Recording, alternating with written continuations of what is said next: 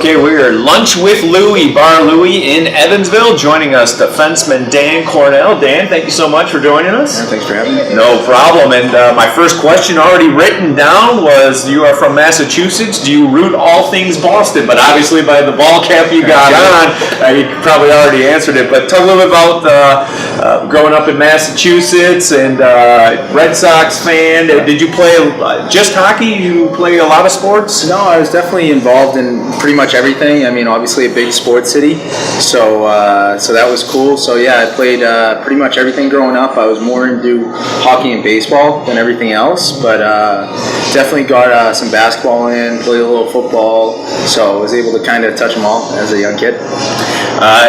We are closing in on the Super Bowl. Are you a Patriots fan? I am. I'm not as diehard as some of the other guys up north, but I am. I hope they can pull it out this upcoming Sunday. So it'd be nice to see them get the next one and finish it off. So, is there any Super Bowl chatter in the locker room among the guys, or is it like casual fans? Or? I guess mostly casual. I think a lot of the guys are still focused on the season, but I think as the weekend comes and we get down to it, more guys will be focused on it and kind of get some bets going maybe and stuff like that. So get the squares out. Yeah, we'll try to. So. You grew up in Massachusetts, and then you play college hockey. You play at Northeastern University. You play at UMass Boston. Talk a little bit about the college hockey experience for you. Yeah, I had a great time at both places. Obviously, one was Division I, one was Division III. So, but yeah, it was fun. It was my first 2 years at Northeastern was definitely a learning experience for me, and was able to kind of take those lessons and apply them to when I switched schools. And then my last 2 years at UMass, I was able to kind of be a leader on those teams and kind of take over and finish off my career pretty well. Now, when you were at Northeastern, we were talking with Brad about, the small world of hockey. Yep. And you actually wound up playing with some guys that are now in the SPHL, like Joseph Mano in Knoxville, and Ben Oskrova in Peoria, and Garrett Vermish, who is actually here and then, is now back in Peoria. So what's it like, kind of running into those guys and, going up the ranks of pro hockey? Yeah, it's always good to see, old friends. A lot of those guys I'm still pretty friendly with and stuff, so it's good to see these guys kind of going around, and I always keep up tabs on them, and it's nice to see them doing well, and hope they continue their careers and enjoy playing the game for as long as they can. What's it like playing against them? It's always tough. You never want to lose, you know what I mean? Like playing with them's fun, but then once you get competitive, it's you never want to lose to them. You always want to have the next time you see them that competitive edge over them, and something to stick them with. So, I mean, you're a pretty tenacious guy, especially on the puck in the defensive zone. So, you ever rub one of them off a little too hard, and they say something to you after the game? No, I think most guys understand, but yeah, I try and not let them win, and because I know they'll give it to me after the game if I do. So yeah. Sounds good. So you also went to UMass Boston, and is that right in the Boston city limits, that school? Or right so it's just it's in the part of Dorchester of Boston, so it's right on the Dorchester South Boston line. It's very close to downtown, so it was an easy commute for me, and it was a fun spot to be. It's a beautiful campus right on the water, so it was nice. Growing up, I was a huge baseball fan before I became a hockey fan, and I've still never been able to do it, but I always wanted to go to Fenway Park and the Green Monster and all of that. So have you been to Fenway Park? Oh yeah. I think the best part about going to Northeastern was you were literally minutes walk from going down to Fenway. So me and a bunch of the guys on the team were able to catch a lot of the games when we were in the off season there, going towards April and May, and catching some of those games. So it was definitely cool. You turned pro a couple years ago, and you got to play for Louisiana. Tell us a little bit about hockey in the Gulf States. Yeah, it's different. It's hot down there. I'll tell you that much.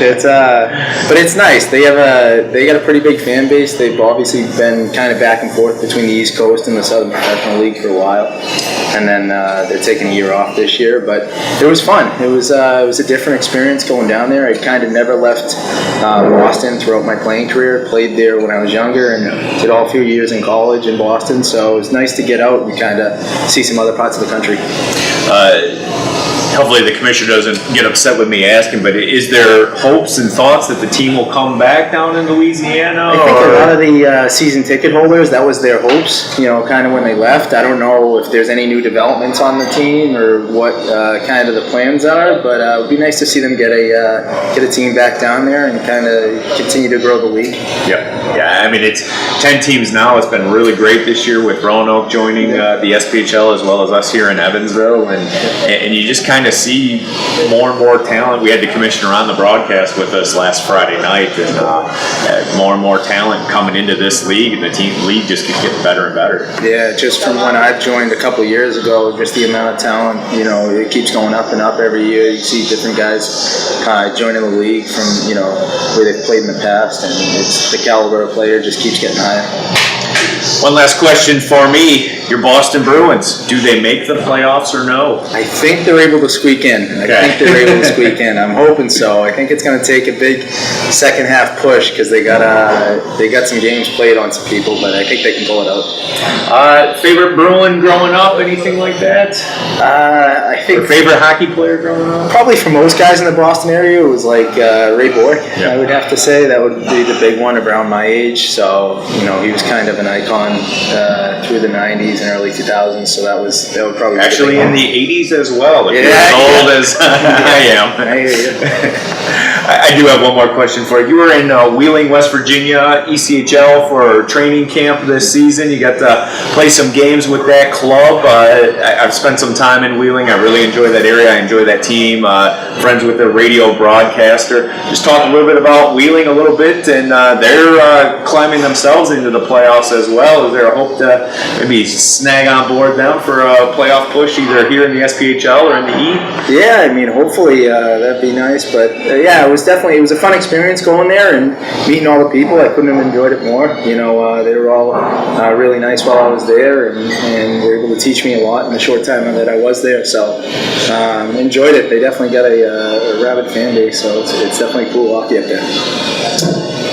Let the games begin. Let the games begin. Are you ready for the game? I am. I think so. Here we go. Again, not to make fun of our players, making fun of the radio broadcaster and his research abilities on Wikipedia. So the answers may not be truly factual, but they will count for the game. Okay. So, first question. How many of your current teammates were here in training camp?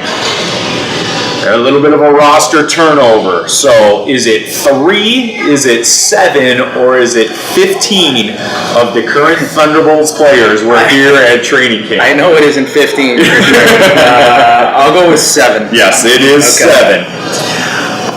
How many playoff games have you played in your career? Is it 2, 4, or 9? I'll say 9. Yes, it is 9. 2 with the Philly Revolution, and then 7 across 2 years with Louisiana. Okay. Most penalty minutes in your career. Is it 10-11 with the Philadelphia Revolution, 13-14 with UMass Boston, or 15-16 Louisiana? Last year in Louisiana? That is incorrect. Only you had 62 last year, 66 at UMass Boston in 13-14. Like a goon, yeah. Your birthday is August 11th. It is. All right. There are 2 of these 3 celebrities also were born on August 11th. Which one was not? Hulk Hogan, Chris Hemsworth, Keanu Reeves. I'll go with Hemsworth. Hemsworth was born on August 11th. I know Hulk was too. Yeah, Keanu Reeves not born on August 11th. Okay. Dana White, who is the president of the UFC, he attended UMass Boston. Okay. Did he graduate? Yes or no? No. No, he did not. In fact, on the Wikipedia page, they have there's this huge section of celebrities that attended there, and half of them did not graduate. Everybody left. Yeah. The UMass Boston mascot is named Billy Bean, Bobby Beacon, or Braxton Bacon. It's Bobby Beacon. It is Bobby Beacon. And our last question. Hometown is Abington, Massachusetts? It is. All right. I'm glad you were correct on that. Yeah. That's what HockeyDB says. Yeah. On June 10th of 2012, they celebrated their anniversary of being a city. Okay. Was it their 150th anniversary, their 250th anniversary, or their 300th anniversary of being a city? I'll go with 150. 300 That old, years. huh? Yep. Yeah. It's old town. Thank you very much for joining us on Lunch with Louie.